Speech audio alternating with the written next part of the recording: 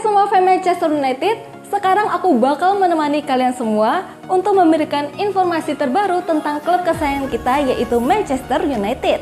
Jangan lupa untuk subscribe channel The Red Devils berita Manchester United terbaru, karena setiap Kamisnya kita akan mengadakan giveaway 1 jersey bagi subscriber yang beruntung. Dan di 500.000 subscriber nanti, kita akan membagikan 3 iPhone 11 bagi subscriber yang paling setia. Terima kasih atas dukungannya sahabat The Red Devils, semoga beruntung. Jangan lupa like dan komen semenarik mungkin, dan cantumkan IG kalian di kolom komentar.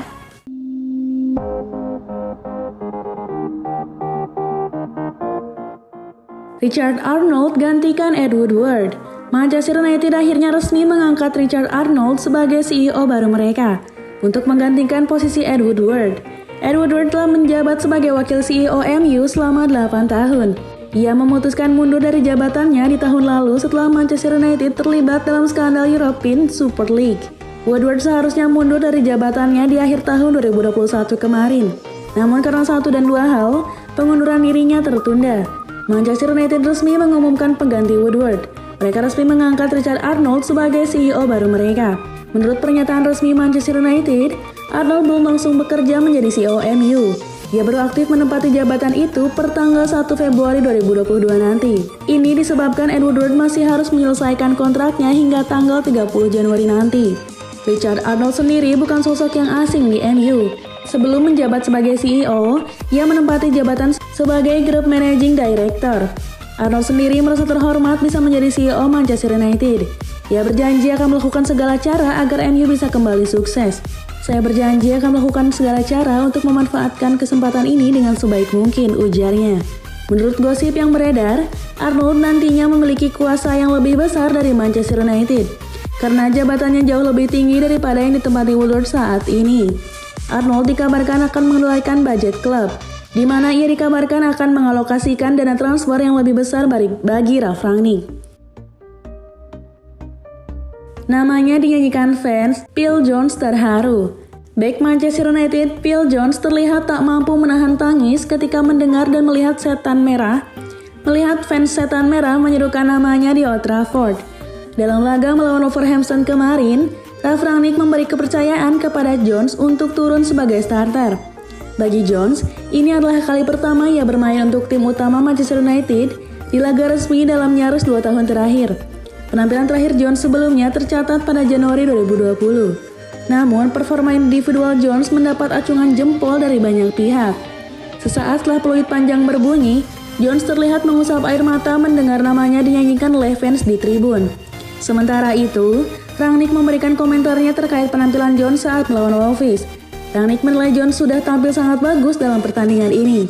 Saya pikir dia bermain dengan baik setelah tidak bermain selama 2 tahun di level seperti ini, kata Rangnick. Kami tidak melihat efek dari absennya dalam pertandingan. Dia melakukan tugasnya dan melakukan persis seperti yang saya harapkan darinya. Sancho yang tak kunjung tajam. Jadon Sancho harus segera menunjukkan tajinya seperti ia masih di Dortmund. Sancho harus bermain cepat dan energik. Sancho pindah ke Manchester United pada awal musim 2021-2022. United harus membayar 85 juta euro untuk memboyong pemain 21 tahun tersebut. Sancho bergabung dengan United usai membangun reputasi besar di Dortmund. Dia menjadi salah satu winger terbaik di Bundesliga. Sancho bahkan diklaim sebagai salah satu bakat terbesar di Inggris saat ini. Pada musim 2019-2020, musim terbaik Sancho di Dortmund, segalanya berjalan sangat mudah. Dia mampu mencetak 17 gol di Bundesliga. Namun, kini dari 16 laga yang sudah dimainkan di Premier League, Sancho baru mencetak 1 gol saja. Sancho belum menunjukkan aksi impresif layaknya ketika masih membela Dortmund. Trevor Sinclair, pandit sepak bola Inggris, menyebut Sancho masih flop. Satu hal yang menonjol dari Sancho hilangnya kecepatan dan energi yang tampak dominan saat dia membela Dortmund. Satu pemain yang bisa dibilang belum tampil sesuai performa adalah Jadon Sancho. Saya khawatir tentang Jadon Sancho karena satu, dia bermain di area lapangan di mana Anda harus secepat kilat, dia tidak, kata Sinclair kepada Talksport.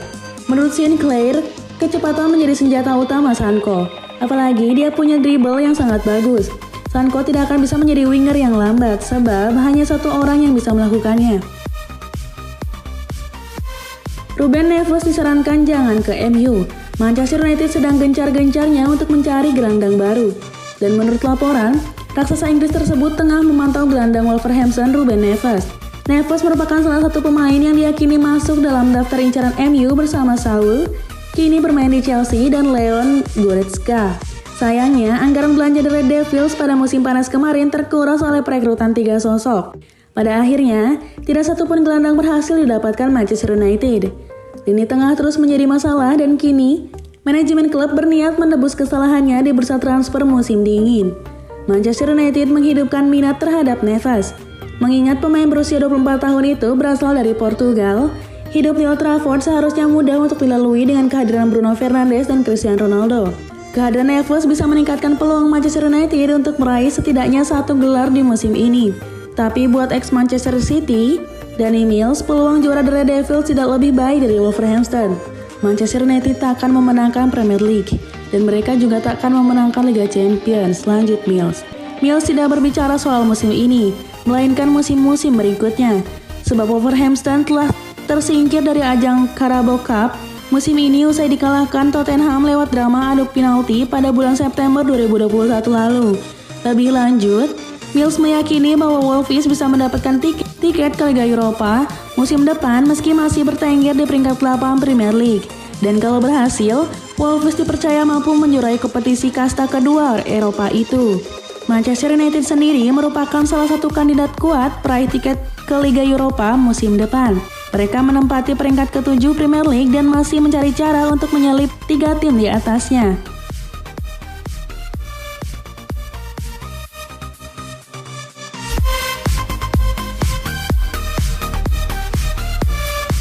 Jangan lupa like dan komen semenarik mungkin dan cantumkan IG kalian di kolom komentar.